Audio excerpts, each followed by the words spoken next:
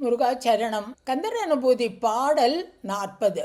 வினை ஓட விடும் கதிர்வேல் மறவேன் மனையோடு தியங்கி மயங்கிடவோம் சுனையோடு அருவித்துறையோடு பசும் திணையோடு இதனோடு திரிந்தவனே. வள்ளியை எங்கெல்லாம் போய் பார்த்தார், வள்ளியை எங்கெல்லாம் தேடினார் அப்படின்னு இந்த பாடலில் சொல்கிறார். நீ அப்படி தேடி தேடி போய் வள்ளியை ஆட்கொண்ட, அது மாதிரி எனக்கும் உன்னுடைய வேலை கொடுத்து என்னுடைய அஞ்ஞானத்தை போக்கி எனக்கு இந்த அனுபூதி யோகம் அளிப்பாயாக அப்படின்னு இந்த பாடலில் கேட்குறார். முதல்ல கடைசி 2 வரியை பார்ப்போம். சுனையோடு அருவித்துறையோடு பசும் திணையோடு இதனோடு திரிந்தவனே. வதன சரோருகன்னு ஒரு பாட்டில் சொல்லுவார். வதன சரோருக சிலீமுகம் வள்ளி புனத்தில் நின்று வாராய் பதி காதம் காத அறை என்று ஊரும் வயலும் ஒரே இடை என ஒரு காவிடை வல்லபமற்று அழிந்து மாலாய் மடலேறும் காமுக எம்பிரானே அப்படிம்பார். வள்ளியை போய் தேடி போய் அவளுடைய திணைப்புணத்தில் தேடி, இதை பாரு, உனக்கும் எனக்கும் இருக்கிற தூரம் 2.5 மைல் தான், அதனால நீ என்னோட வா. வல்லபமற்ற அந்த வலிமையெல்லாம் போய் ரொம்பவும் தாழ்மையாக கேட்குறாராம், நீ என்னோடு வந்து விடு அப்படின்னு. ரொம்ப அழகான திருப்புகழ் அது. அதே தான் இங்கேயும் சொல்கிறார் இந்த பாட்டில். பசும் திணையோடு நன்றாக வளர்ந்திருக்கிற பசுமையான திணைப்புணம், அருவித்துறையோடு, அருவி, ஏன்னா வள்ளிமலையில் நிறையா அருவிகள் உண்டு, அந்த அருவியிலெல்லாம் போய் தேடினானாம். பசும் திணையோடு சுனையோடு முதல்ல குளத்துக்கிட்ட போய் தேடினானாம். வள்ளி இங்கே இருப்பா அப்படின்னு சுனைக்கு போய், இப்போ கூட வள்ளிமலையில் அந்த சுனை இருக்குது, வள்ளி சுனைன்னே பேர் அதுக்கு. அந்த சுனையில் போய் தேடினானாம். அருவித்துறையோடு, அருவி இருக்கிற இடத்துல போய் இங்கே இருக்காளா வள்ளி அப்படின்னு தேடினாலாம் முருகன். அப்புறம் பசும் திணையோடு, நல்ல பச்சை பசேல்னு வளர்ந்துருக்கிற திணைப்புணம், அந்த திணைப்புணத்தில் தானே வள்ளி திணைப்புணம் காக்கின்றாள் இல்லையா, அதனால் அங்கே போய் தேடினாராம். அதை விட இதனோடும், அவள் ஒரு பறன் கட்டி ஏறி அதில் உட்காந்துட்டு பறவைகளை விரட்டுகிறாள், அந்த பரனில் போய் தேடினாராம்.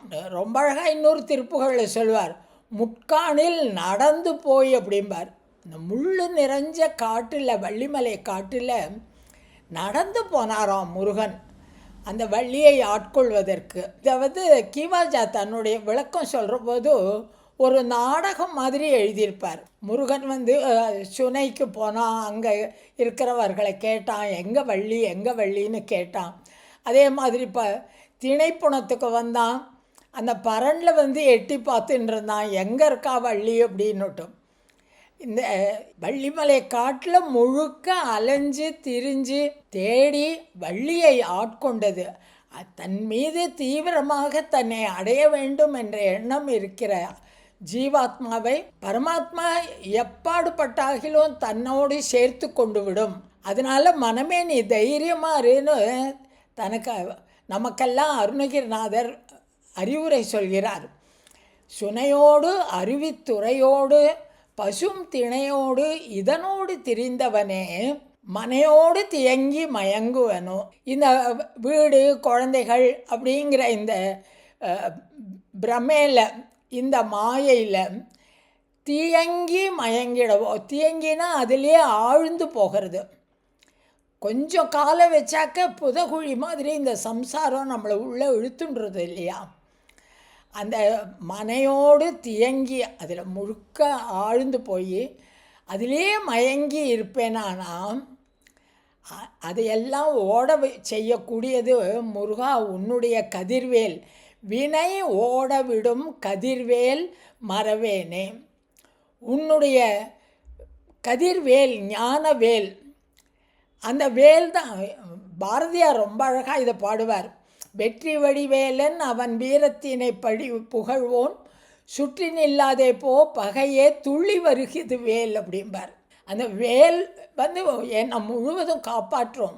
அது வந்து ஞான வேல். அது பாம்பன் சுவாமிகள் வேலை பற்றி நிறைய எழுதியிருக்கார். எழும்போதும் வேலும் மயிலும் துணை என்பேன், எழுந்தே மகிழ்ந்து தொழும்போதும் வேலும் மயிலும் என்பேன், தொழுது உருகி அழும்போதும் வேலும் மயில் என்பேன், அடியேன் சடலம் விழும்போதும் வேலும் மயிலும் என்பேன் அப்படிம்பார் அவர். வேலும் மயிலும் தான் எனக்கு எப்பொழுதும் துணை. அதே அருணகிரிநாதர் இங்கே சொல்கிறார், மனையோடு தியங்கி மயங்கிலாம் இருந்தால் கூட உன்னுடைய கைவாய் கதிர்வேல், அந்த உன் கையில் இருக்கின்ற அந்த ஞான சுடர்வேலை, அது என்னுடைய வினைகளையெல்லாம் ஓட்டக்கூடிய வல்லமை கொண்டது. அதை நான் என்றும் மறவேன். வினையோட விடும் கதிர்வேல் மறவேன் முருகா. நான் மனையோடு தியங்கி மயங்கிடவோ, இந்த குடும்பம் என்ற பாசத்தில் திளைத்து மயங்கி இருக்காமல் என்னை ஆட்கொள்வாயாக. ஏனென்றால் காடுகளிலும் சுனையிலும் அருவியிலும் பரணிலும் திணைப்புண பரணிலும் வள்ளியை தேடி சென்று நீ அவர்களை ஆட்கொண்டவன். அதே கருணையை எனக்கும் காட்டுவாயாக அப்படின்னு இந்த பாடலில் சொல்கிறார். முருகாச்சரணம்.